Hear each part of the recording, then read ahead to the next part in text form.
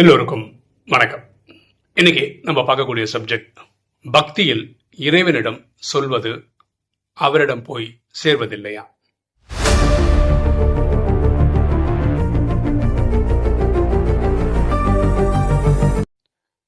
ஒரு ஆத்மா அவர் ஃப்ரெண்ட்ஸோட பேசியிருக்கிறாரு. இவர் ராஜயோகம் ப்ராக்டிஸ் பண்றாங்க, ஃப்ரெண்ட்ஸ் எல்லாம் பக்தி பண்றாங்க. ஸோ இவர் ராஜயோகத்தை அறிமுகம் கொடுக்க ட்ரை பண்றாரு. அப்போ அவங்க ஃப்ரெண்ட்ஸ் எல்லாம் என்ன சொல்கிறாங்க, நாங்களும் தான் போகிறோம், நாங்களும் தான் சாமி கும்பிட்றோம், நாங்களும் தான் கோயிலுக்கு போகிறோம், அந்த சாமிகிட்ட அதை சொன்னேன், இந்த சாமிகிட்ட இதை சொன்னோம், ஒன்றும் நடக்க மாட்டேருந்து ஒன்று இதை சொல்லியிருக்காங்க. உடனே நீங்கள் கும்பிட்றதெல்லாம் சிலைகள் தான், அது சாமி கிடையாது, உண்மையான சாமி இறைவன் தான், அவரு தான் நம்ம பரமாத்மான்னு சொல்கிறோம், இயற்பேர் சிவன், உலகம் அவர் அல்லா ஜவா காடுன்னு சொல்லுறதெல்லாம் கிளாஸ் எடுக்கிறாரு அவர். நீங்கள் பக்தியில் போய் நீங்கள் சொல்கிற விதத்தில் சொன்னீங்கன்னா அந்த இறைவனுக்கே போய் ரீச் ஆகாது, அதனால நீங்கள் இந்த பக்கம் வந்துடுங்க அப்படின்னு இவர் சொல்லியிருக்காரு. அப்புறம் நம்மக்கிட்ட ஒரு மெசேஜ் அனுப்பிச்சிருக்காரு, இந்த மாதிரி சப்ஜெக்ட் எப்படி ஹேண்டில் பண்ணுறது, இது விஷயமா நீங்கள் ஏதாவது சொன்னீங்கன்னா நல்லாயிருக்கும் அப்படின்னு அந்த ஆத்மா கேட்டிருந்தார். இது அவருக்கு மட்டும் இல்லை, வீடியோ பார்க்குற எல்லாருக்கும் பயன்படும்ன்றதுனால இந்த வீடியோ போடுறோம். ஃபர்ஸ்ட் ஆஃப் ஆல், பக்தியில் இறைவனை கனெக்ட் பண்ணால் இறைவனிடம் போய் சேராதுன்னு சொல்கிறது அபத்தமான பேச்சு. இப்போ நம்ம ராஜயோகியாக இருக்கோம், தன்னை ஆத்மாவனை உணர்ந்து ஆத்மாவை தந்தையை அன்பா நினைவு செய்யும் போது ஆத்மனக பாவும் போது கனெக்ஷன் டக்குன்னு காட்சி. அவர் எங்கே இருக்காரு? சாந்தி தமத்தில் இருக்கார். எப்படி இருக்காரு? ஒளி புள்ளியாக இருக்கார். என்ன பண்ணிட்டு இருக்காரு? உதவின்னு கேட்டு வந்த குழந்தைங்களுக்கு உதவி பண்ணுறதுக்கு தயாராக இருக்கு. இது எல்லாம் புரிஞ்சு தெரிஞ்சுதான் ராஜயோகியாக இருக்கும்.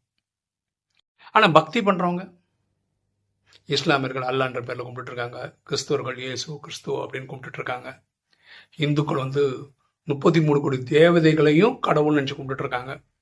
சில வீட்டில் சொந்த அப்பா, சொந்த தாத்தா, பாட்டி எல்லாரையும் தெய்வம்னு நினச்சி கும்பிட்டு இருக்காங்க. எல்லை சாமின்னு சொல்லிட்டு அப்படி சாமியை கும்பிட்டு இருக்காங்க. என்னென்னோ புரிதல் இது டிராமால இருக்கு.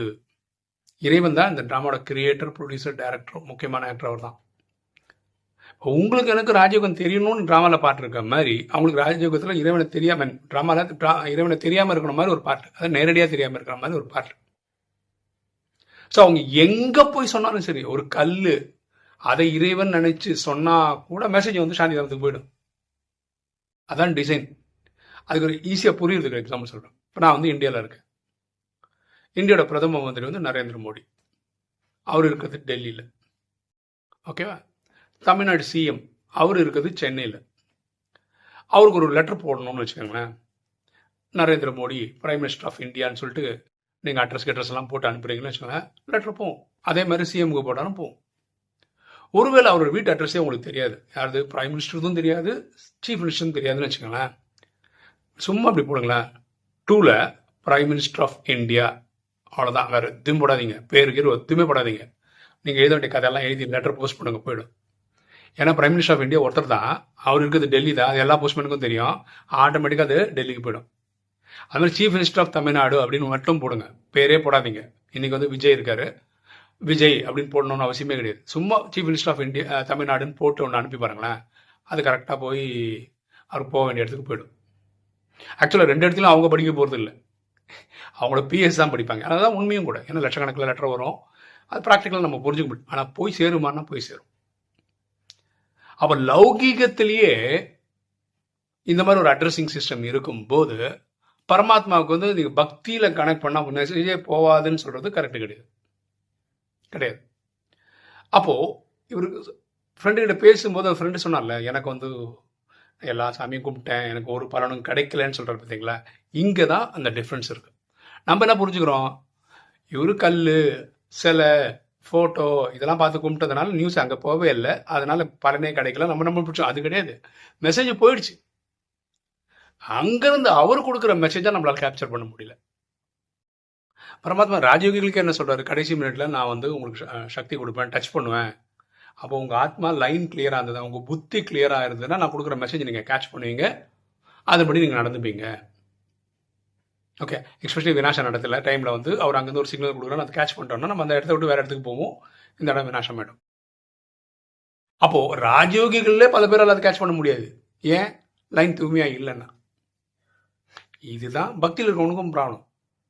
அவனுக்கும் இறைவன் ஏதாவது மெசேஜ் கொடுக்குறாரு, அவனுடைய புத்தி ஆத்மாவில் இருக்க புத்தி கேப்சர் பண்ண முடியாது. அதனால் அவர் அனுபவமே பண்ண மாட்டார். அதனால இந்த மாதிரி புலம்பிட்டே இருப்பார். இறைவன்கிட்ட நான் சொன்னேன் ஒன்றும் நடக்கல, இறைவன்கிட்ட சொன்னேன் ஒன்றும் நடக்கல. இதுதான் விஷயமே தவிர இவர் ஃபர்ஸ்ட் சொன்ன மெசேஜ் இறைவன்கிட்ட போகலான்னு இல்லை. இறைவன் தூய்மையாக தான் இருக்காரு. புரியுதுங்களா? இப்போ இதுக்கு ஈஸியாக புரிஞ்சுக்கிற மாதிரி இது கூட நான் எக்ஸாம்பிள்ஸ் நிறைய சொல்லிட்டேன். இந்த ஜிமெயில் இருக்குல்ல, இப்போ எல்லாருக்கும் ஒரு இமெயில் ஐடி இருக்கும். எந்த வந்து premaanandan@gmail.com என்னோட மெயில் ஐடி. இப்போ யாராவது எனக்கு மெயில் அனுப்புறாங்கன்னு வச்சுக்கோங்களேன். ஸோ இமெயில் சர்வர்னு ஒன்று இருக்குது. அங்கே அந்த மெயில் போகும். அதுக்கப்புறம் நான் என்னைக்கு ஓப்பன் பண்ணுறோன்னா அது எனக்கும் வந்துடும். நம்ம என்ன நினச்சிக்கோங்க, எனக்கு மட்டும் தான் அந்த வேலை நடந்துன்னு இருக்குன்னு நினைக்கிறோம். உலகமே ஜிமெயில் சர்வர் யூஸ் பண்ணிட்டு தான் இருக்கு. எல்லாரும் போடுறாங்க, மெயில் அனுப்புகிறாங்க, மெயில் ரிசீவ் பண்ணுறாங்க, டைப் பண்ணுறாங்க, கம்போஸ் பண்ணுறாங்க, அனுப்பிட்டு இருக்காங்க. இது நடந்துன்னு தானே இருக்கு. அந்த உலகமே ஒரே டைமில் இறைவனுக்கு போய் கேட்டால் கூட அந்த மெசேஜ் அங்கே போயிடும். ஏன்னா ஜிமெயில் மாதிரி சர்வர் வந்து லட்சக்கணக்கான இமெயில் ஐடியை வந்து ப்ராசஸ் பண்ண முடியும் போது இந்த ட்ராமா டிசைன் பண்ணவருக்கு வந்து ஒரு ஆத்மா கொடுத்த மெசேஜ் வாங்கிக்க முடியாதா? சரியா? ஸோ இந்த புரிதல் தப்பு. அதாவது ராஜயோகமா கணக்கில் வந்து தான் நீங்கள் இறைவனை கனெக்ட் பண்ணாதான் போய் ரீச் ஆகும். பக்தியில் போய் ஒரு சிலைகளுக்கு முன்னாடி போய் சொன்னால் இறைவனுக்கு போய் சேராது அப்படின்னு நினைக்கிற தாட்டு தப்பு.